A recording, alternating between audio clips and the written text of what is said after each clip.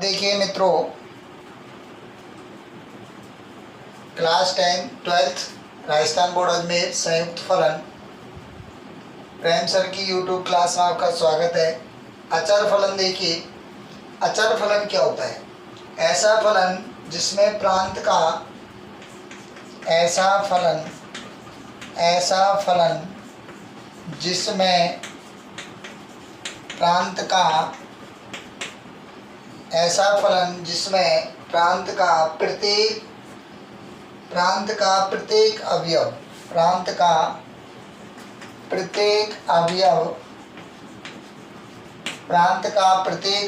सह प्रांत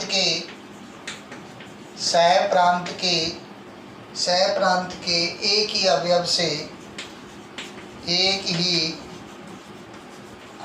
से ऐसा फलन जिसमें प्रांत का प्रत्येक अवयव सह प्रांत के एक ही अवयव से संबंध हो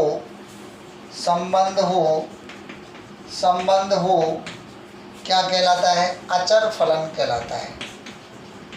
अचर फलन कहलाता है। देखिए, ये आपका कोई सेट ए है जिसके अंदर 1 2 3 4 और ये आपका कोई सेट बी है, इसमें हो गया आपका ए बी सी डी। तो ये कह रहा है कि प्रांत का प्रत्येक अवयव, तो ये आपके क्या हैं? प्रांत हैं, और ये क्या है? आपके सह प्रांत हैं। तो प्रांत के प्रत्येक अवयव का सह प्रांत के एक ही अवयव से संबंध हो, यानी कि एक ही अवयव से किसी से भी कर दो, 1 का इससे है, 2 का भी इसी से है, 3 का भी इसी से है, 4 का भी इसी से। तो ये इसका क्या कहलाता है? अचर फलन कहलाता है। देखिए मित्रों, तत्समक फलन क्या होता है? ऐसा फलन जिसके अंतर्गत समुच्चय ए का अवयव स्वयं और केवल स्वयं से ही संबंध हो, वह ए का तत्समक फलन कहलाता है। इसे IA से व्यक्त किया जाता है। जैसे इसमें क्या है कि स्वयं का स्वयं से फलन है, तो उसका ए का ए से ही संबंध है, तो इसको बोलेंगे IA और यहाँ पे लिख देंगे X। यदि आपका होगा फलन B से B में, फलन B का B में संबंध होगा तो उसको बोलेंगे IBX। यदि C होगा तो IC, D होगा तो ID।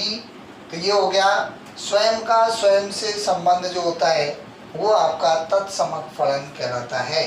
तो देखिए मेरे प्यारे मित्रों, मैं इसमें आपको एक एग्जांपल लेता हूँ। देखिए, मैंने लिया IAX बराबर X, और ऐसे मैं आपको इसको परफॉर्म कर रहा हूँ। ये सेट A है, ये सेट B है। X का मान 1 रखेंगे तो 1 ही आएगा, 1 2 3 4, ये A हो गया। तो 1 रखूँगा तो क्या आएगा? 1 आएगा, 1 का A से। 2 रखूँगा तो 2 का 2 से। 3 रखूँगा तो 3 का 3 से। 4 रखूँगा तो 4 का 4 से। तो इसका मतलब हुआ स्वयं का स्वयं से ही क्या है? संबंध है। तो ये आपका क्या हो गया? जैसे मान लो IA X बराबर क्या रखा? 1, तो यहाँ पे भी क्या आएगा? 1। IA यहाँ पे 2 रखूँगा तो क्या आएगा? 2। ऐसे 3 रखूँगा तो क्या आएगा? 3। 4 रखूँगा तो क्या आएगा? 4 आएगा। तो ये क्या हो गया? स्वयं का स्वयं से ही क्या है? संबंध है। अवयव स्वयं तथा केवल स्वयं से ही संबंध हो, तत्समक फलन कहलाता है। इसे IA से व्यक्त किया जाता है। तो देखिए मेरे प्यारे बच्चों, इस तत्समक फलन के अंदर ये तो आपका क्या है? प्रांत है। ये आपका क्या है? सह प्रांत है।